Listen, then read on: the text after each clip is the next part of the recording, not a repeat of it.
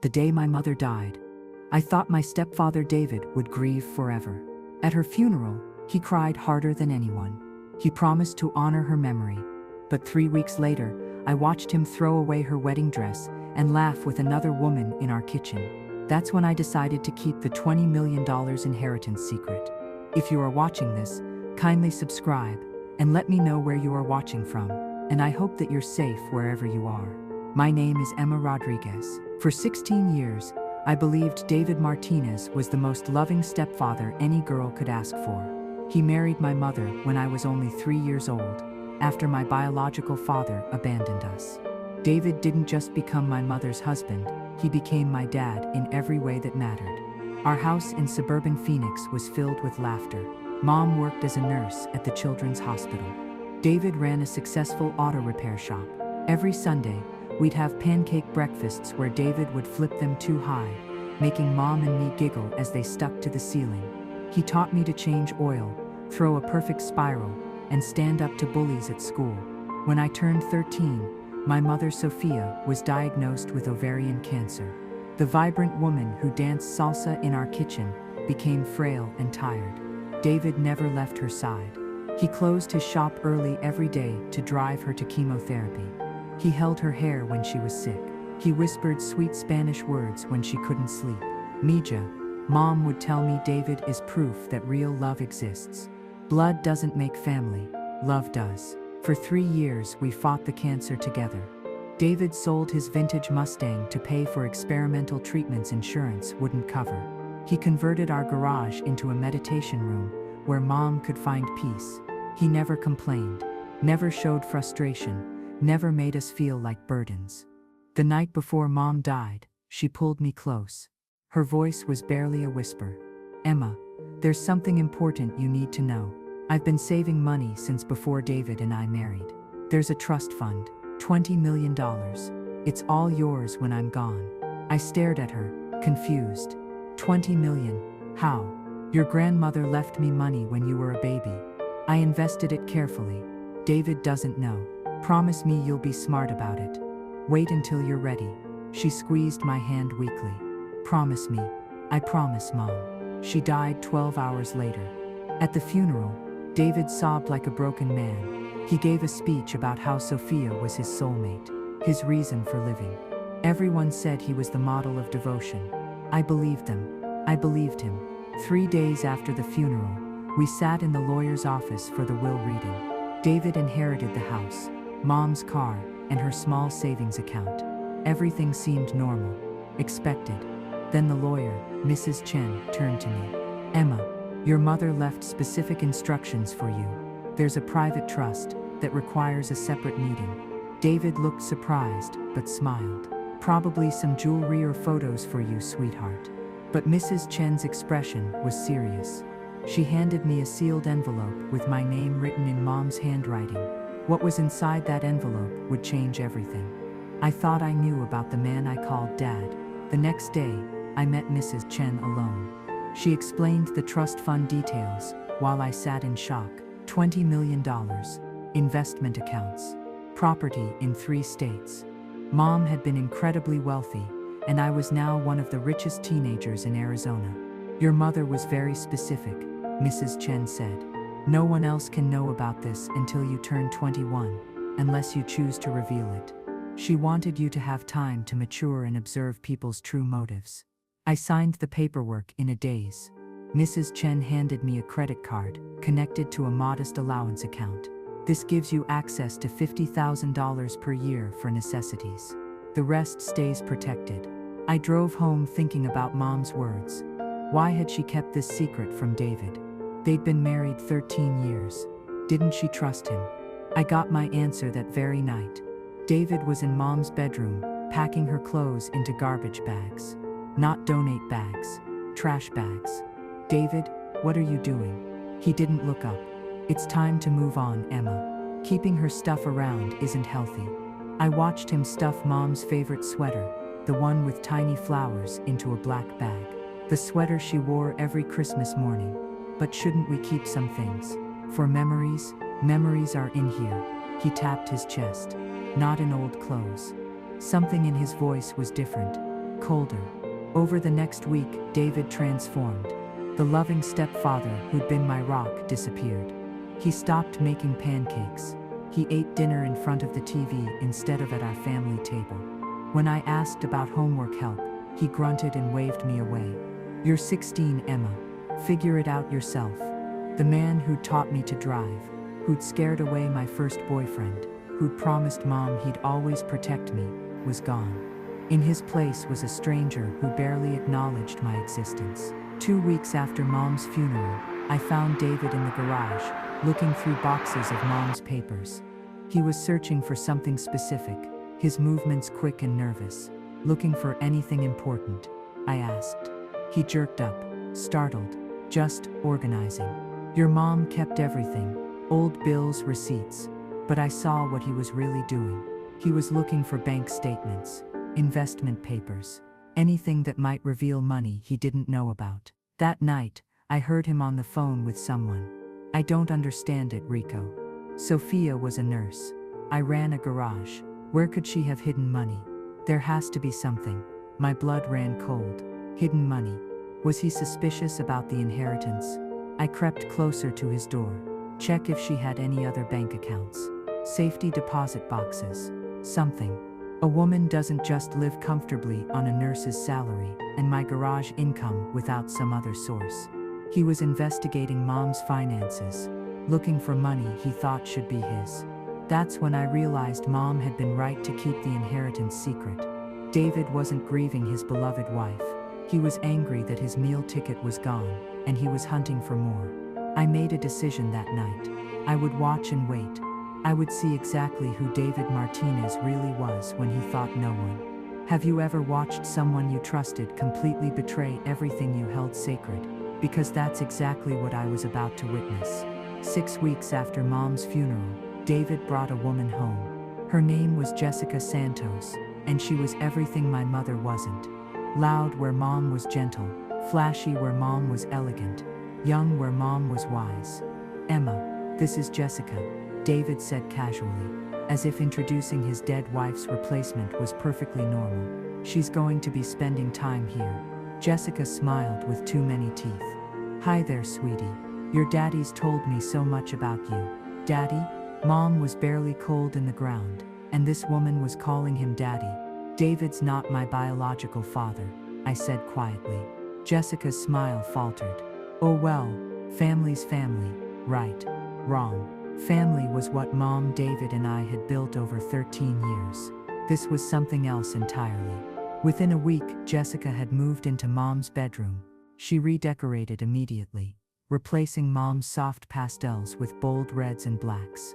Mom's family photos disappeared, replaced by pictures of Jessica and David at restaurants and bars. The meditation room David had built for Mom became Jessica's exercise room. The rose garden Mom had carefully tended became a concrete patio with a hot tub. Every trace of Sofia Rodriguez was being erased. But I was watching. I was learning. And I was documenting everything. Jessica wasn't subtle about her intentions. She immediately started talking about improvements to the house. New furniture, a swimming pool, a luxury kitchen renovation. "David, baby, this place needs updating." She'd coo over dinner. Sophia had such simple tastes. David, who'd once defended Mom's every preference, just nodded. "Whatever makes you happy, Jess." The garage, David's pride and joy, closed permanently. Too much stress, he told his employees. Time to enjoy life. But David wasn't enjoying life. He was spending it. Jessica had expensive tastes. Designer clothes appeared in Mom's closet. Jewelry sparkled on her wrists. David's modest savings account, boosted by Mom's small inheritance, began shrinking rapidly. I overheard them arguing one night. "The renovations are costing more than expected," David said, stress clear in his voice. "Baby, you can't put a price on happiness," Jessica replied. "Besides, didn't Sophia have any other assets? Life insurance, savings accounts you haven't found yet?" There it was. Jessica was fishing too. "I've looked everywhere. She was just a nurse, Jess. She didn't have secret money." Jessica said thoughtfully. "What about the kid? Didn't Sophia leave anything for Emma?" Just some family photos and a small account for college. Nothing major. I pressed my ear closer to the door. Are you sure? Sometimes people hide money in their children's names for tax purposes. My heart raced. Jessica was getting dangerously close to the truth. But David laughed. Trust me, if Sophia had hidden money, I would have found it by now. I've been through every paper, every account. 3 months after Jessica moved in, I discovered something that made my blood freeze. I was walking past Mom's old office when I heard Jessica on the phone. She thought I was at school, but I'd come home early. Phase 1 is complete, she was saying. I'm in the house, and he's completely under my control. The savings are almost gone, just like we planned. My mouth went dry. We planned. David's already talking about taking a second mortgage. Once that money's spent, I'll convince him to sell the house. After that, I disappear, and you get your cut. I stood frozen in the hallway.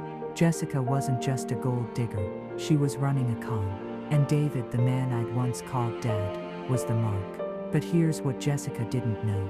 The house she was planning to steal, it was worth $300,000. A nice score for a con artist. The inheritance she couldn't find. $20 million that could destroy her entire scheme. As I listened to Jessica laugh about David's stupidity, I realized something important. I could save him. I could expose Jessica's plan and protect the man who'd raised me. But why should I? David had thrown away 13 years of love and devotion for a woman who was robbing him blind. He'd erased Mom's memory for someone who saw him as nothing more than a paycheck. Maybe David deserved exactly what was coming to him. The question was, how far would I let it go?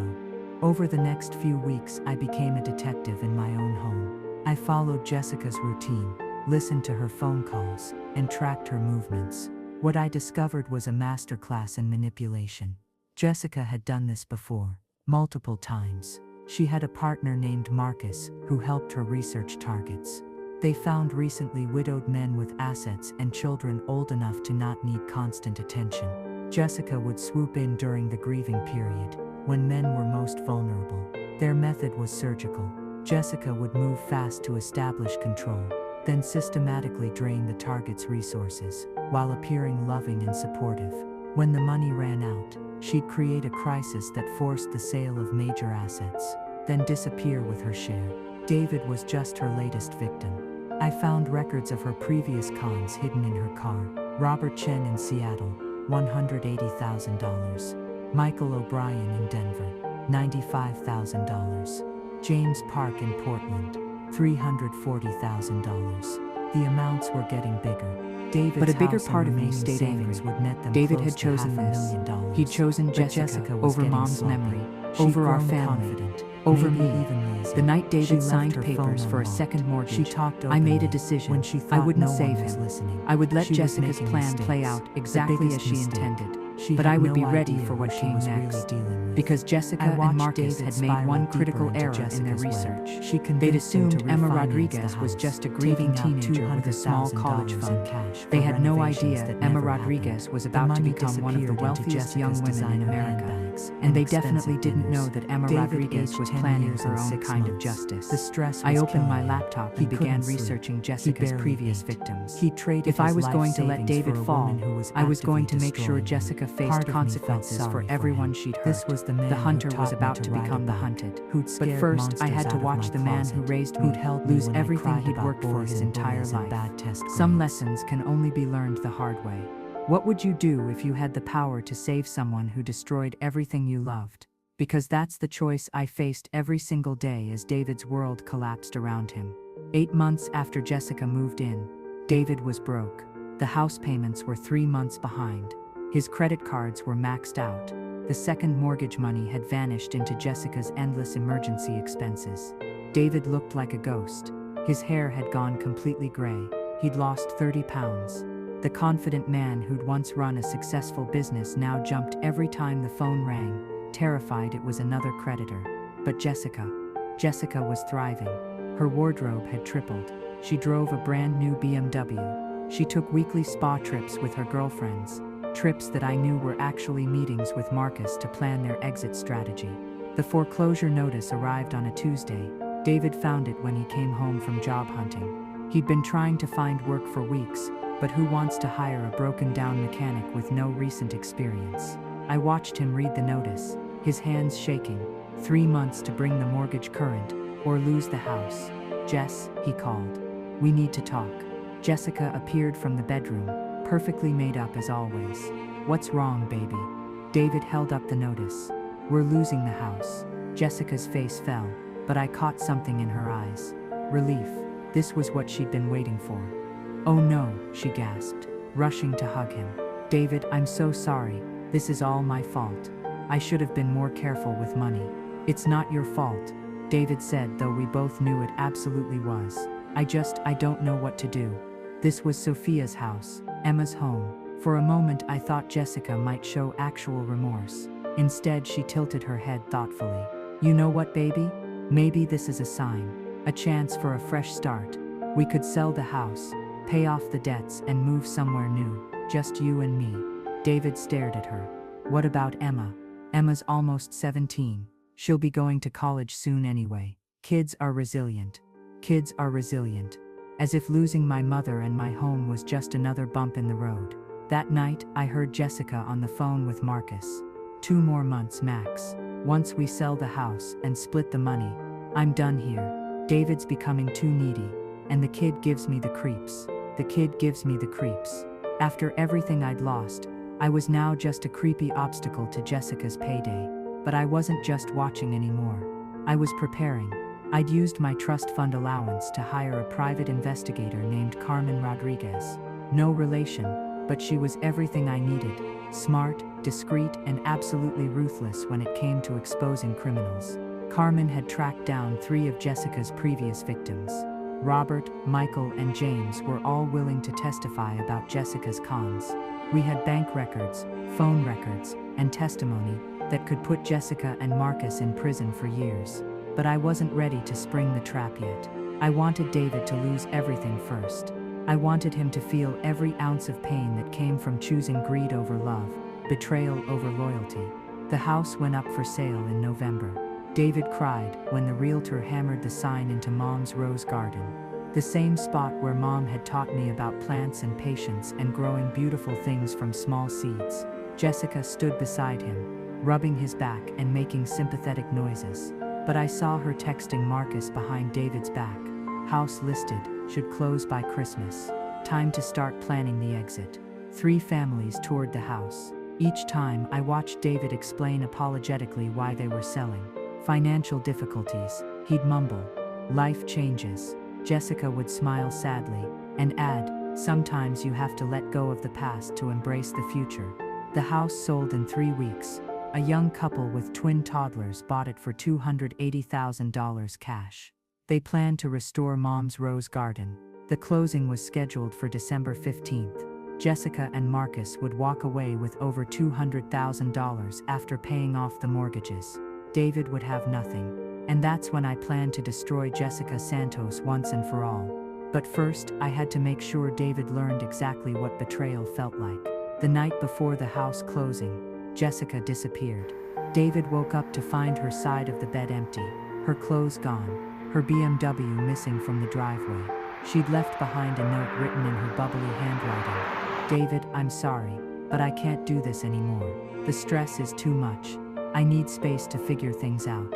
Don't try to find me. Jade, I found David in the kitchen, clutching the note, tears streaming down his face. She's gone, he whispered. Jessica's gone.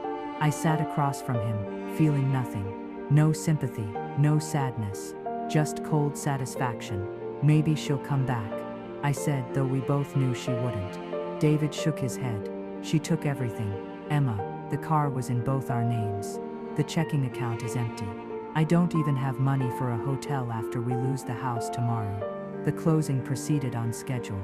David signed the papers in a daze, his hand shaking as he transferred away the last piece of our family's life. The buyers seemed nice enough, but watching strangers take ownership of Mom's home felt like watching her die all over again. After the closing, David and I stood on the sidewalk with our suitcases. He had $40,000 left after paying off the mortgages and credit card debt, not enough for a deposit on an apartment. Not enough to start over. I can call my sister in Tucson, he said quietly. Maybe she'll let us stay for a few weeks while I figure things out. David's sister Maria had never liked him.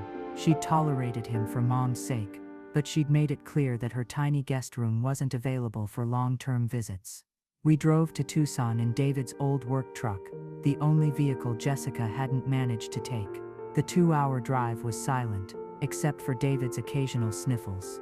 Maria greeted us at her door with barely concealed irritation. 2 weeks, David. That's all I can manage.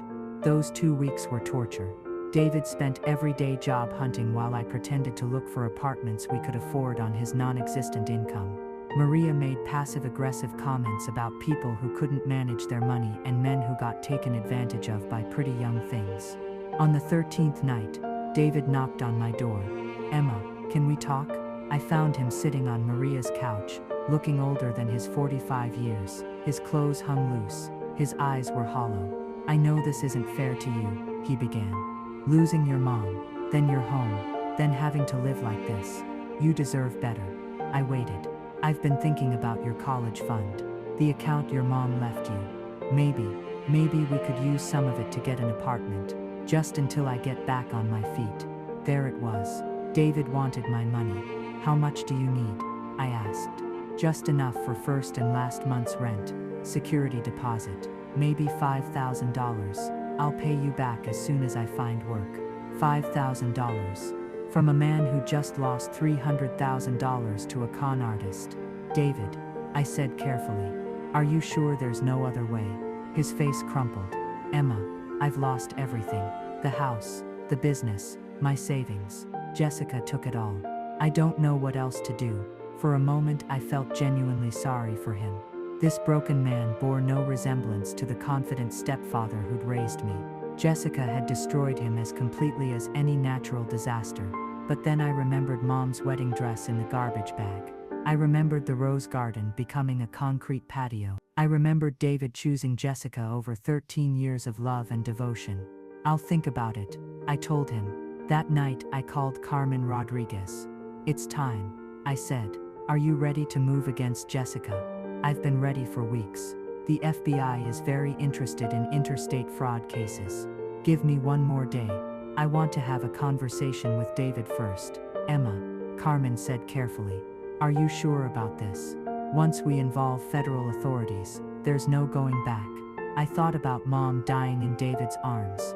I thought about his promises to honor her memory. I thought about Jessica laughing as she planned his destruction. I'm sure David needs to learn the truth about a lot of things.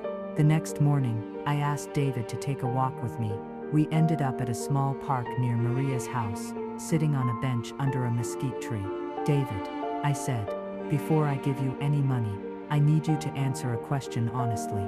He nodded eagerly. If Mom had left me $1 million instead of a few thousand, would you still have kicked me aside for Jessica? David's face went white. Emma, I never kicked you aside. I was grieving. I made mistakes. You threw away Mom's wedding dress. I was trying to move forward. You erased every trace of her from the house. Jessica was trying to help me heal. You ignored me for months while spending Mom's money on a woman you barely knew. David was quiet for a long time. Finally he said, I'm sorry. I know I hurt you, but I was lost, Emma. When your mom died, I didn't know how to be a father without being a husband first. It was the most honest thing he'd said in months. David, I said quietly, there's something you need to know about Jessica. His head snapped up. What? She didn't leave because of stress. She left because her plan worked perfectly. I told him everything. The phone calls, the previous victims, the partnership with Marcus, the systematic theft of his assets. David listened in stunned silence as I described how Jessica had researched him, targeted him, and played him like a violin for 10 months. When I finished, he put his head in his hands. She never loved me at all, he whispered.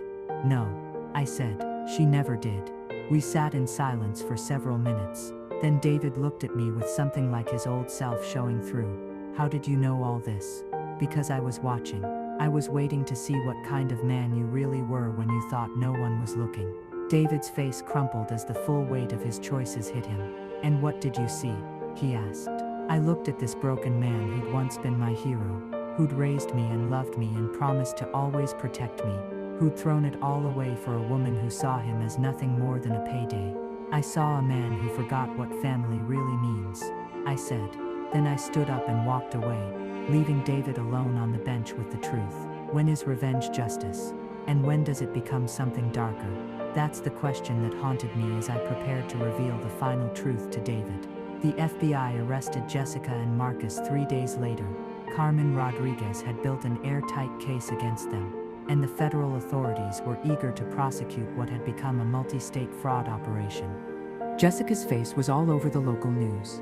Phoenix woman arrested in romance fraud scheme, the headlines read. Multiple victims bilked out of hundreds of thousands. I watched David stare at the TV screen in Maria's living room, his face blank with shock. The woman he'd thought loved him was being led away in handcuffs, charged with mail fraud, wire fraud, and conspiracy. The suspects targeted recently widowed men across 5 states, the news anchor reported. FBI estimates the total losses exceed $1.2 million. David turned off the TV and looked at me. You knew this would happen, he said. It wasn't a question. Yes. You could have warned me. Yes, but you didn't. I met his eyes steadily. No, I didn't. David nodded slowly, as if confirming something he'd already suspected. Why? He asked. I took a deep breath. This was the moment I'd been building toward for 11 months. Because I wanted you to learn what betrayal feels like. I wanted you to experience what it's like when someone you love throws you away for something they think is better. David winced. Emma, Mom loved you for 13 years, David. She trusted you with her life, her daughter, her home. And the moment she was gone, you erased her like she never existed. I was grieving. You were selfish. My voice was steel. You were so busy feeling sorry for yourself that you forgot you weren't the only one who lost her. I lost my mother. And then I lost my father too, because you decided that grieving with me was too hard. David's face was pale. I know I made mistakes. You made choices. I corrected. And now you've lived with the consequences.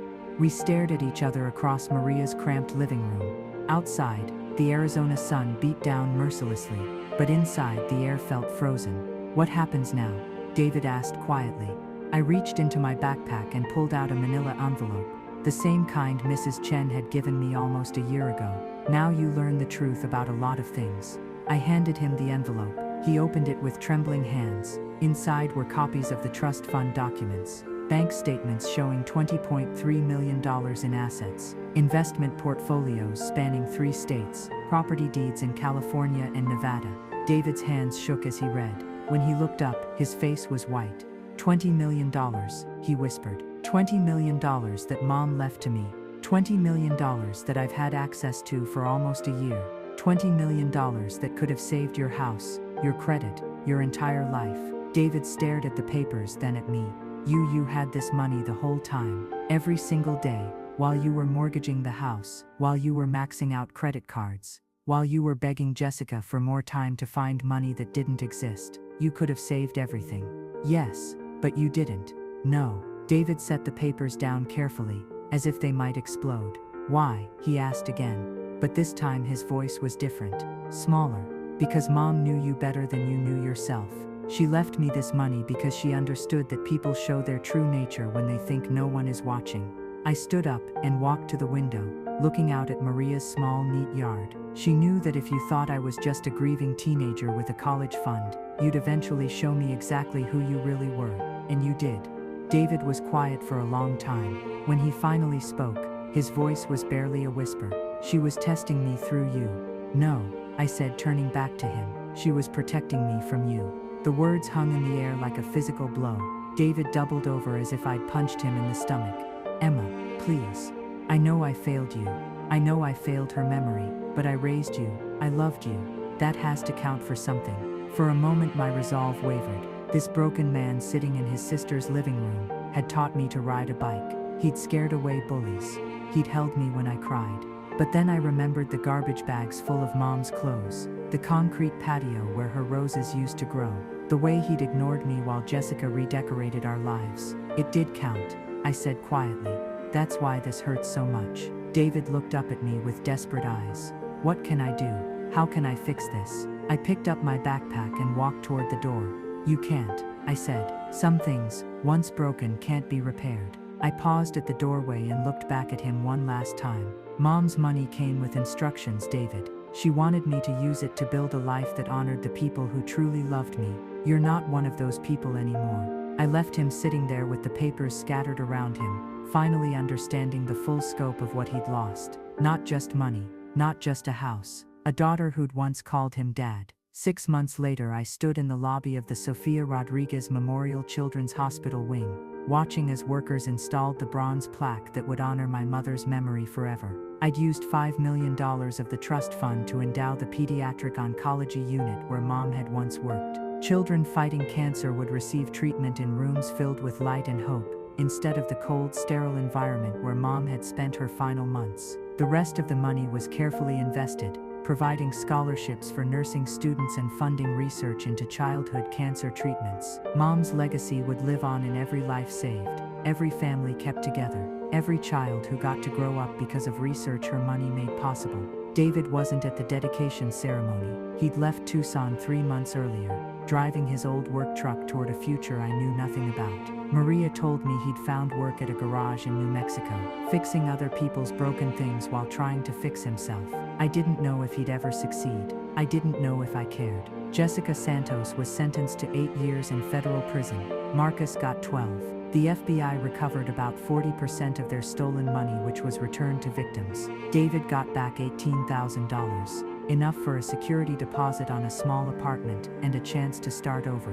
He never asked me for help again. Mrs. Chen had helped me legally emancipate myself just after my 17th birthday. I was officially an adult, free to make my own choices about family and love and trust. I chose carefully.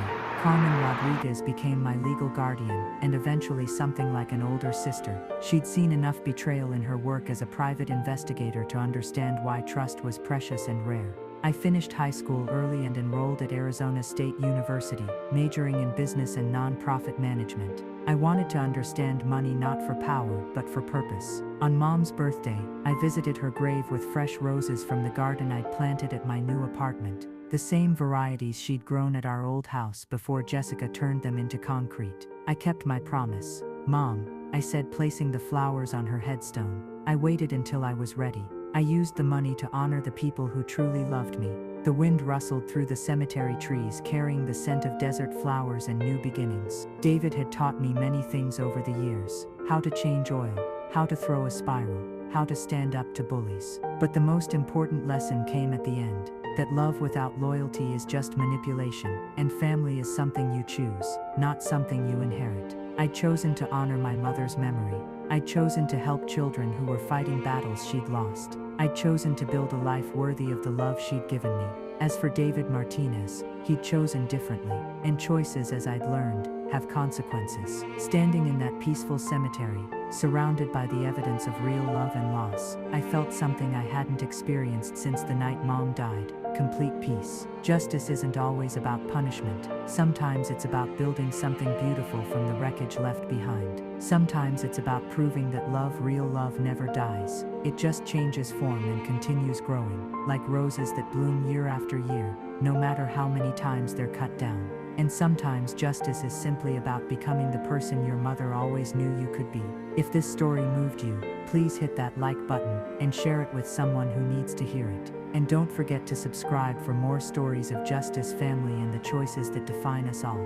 Because in the end, we all get exactly what we choose, whether we're brave enough to admit it or not. Mom would have been proud.